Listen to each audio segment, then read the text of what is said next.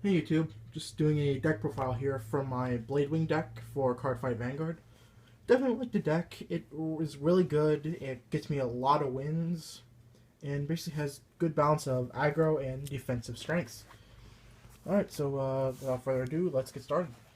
Start with the starter, Wereflutter Ordnance. Just a really good starter. I personally like using this guy over Greedy Hand, which I was originally playing before, since he can get more cards in Soul and give you an extra draw, which is always really nice. Next thing I run is a total of 8 critical triggers. It doesn't matter what the secondary crit is, but you definitely want to run 4 copies of Darkman or Nightmare Land. For one thing, he can go into the Soul and give something 3,000 power, which is always really good. Good way to build up more cards in Soul if you can't really, well, have your other cards to build up. And a crit type, it's just good aggro. You know, good 10k shields, good extra damage. You gotta like it. Next I play 4 draw trigger. And I really like playing draws in this deck. There aren't many cards in this deck that help you draw. Besides from Ordnance. Plus, it just builds up 2 cards in Soul, so it's always a really good card. I was debating whether to run draws or stands, but after playing the deck a lot, I really prefer using Hysteric Shirley over stand triggers. But if you want to play stands, I would play Monochrome of Nightmare Land, the one that came out in GBO2. It's really good if you want to choose that route. Then, of course, 4 heal trigger, you know, standard in the deck. Doesn't matter what heal you use, all pretty much work the same. Alright, moving on to grade 1s. I run 4 Sentinel Perfect Guards. I have 1 March Hare among the 3 Flag Breakers. Honestly, in this deck, it doesn't matter what your Perfect Guards are, because honestly, you rarely have to counterblast in this deck. But, you know, it's always kind of nice. These are all the Perfect Guards I have for Darker Regulars, and I like the lineup. You know, having the 1 March Hare in case you need to protect a rear guard for a good attack next turn. And Flag Breakers can only protect the Vanguard, so kind of nice to have the 1 not G1. Alright, next up on the list, I run 3 copies of Dimension Creeper.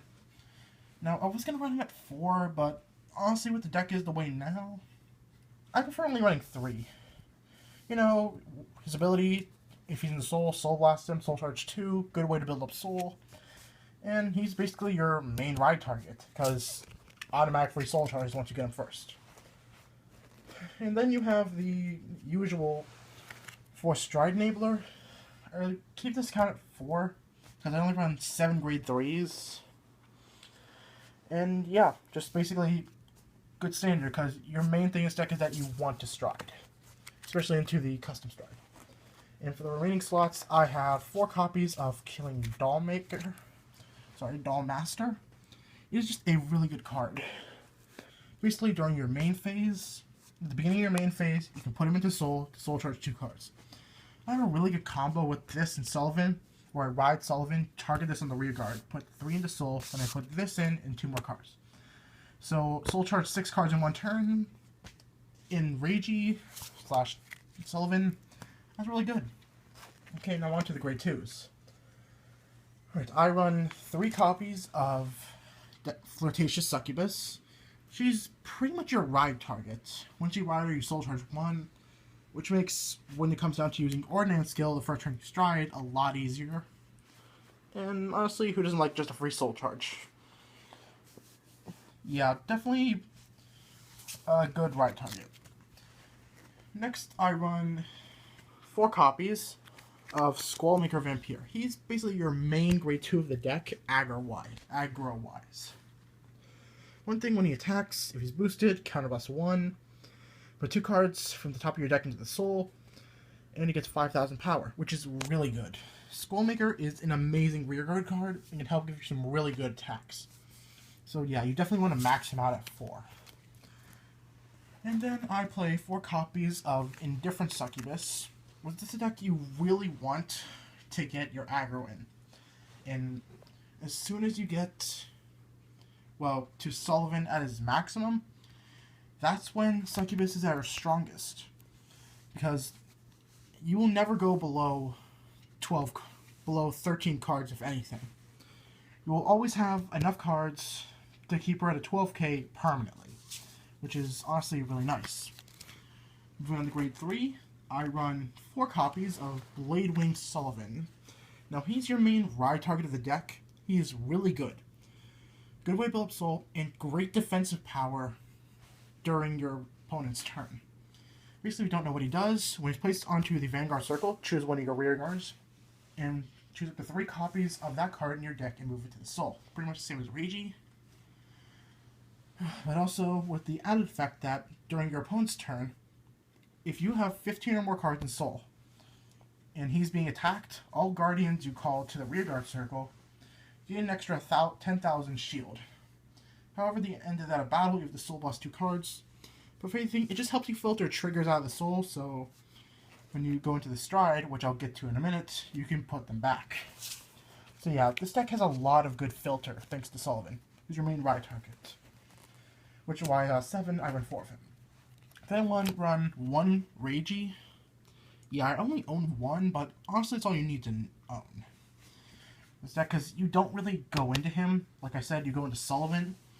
But I just want to keep that 1 Reiji because a long time ago, Reiji really helped me out in the past.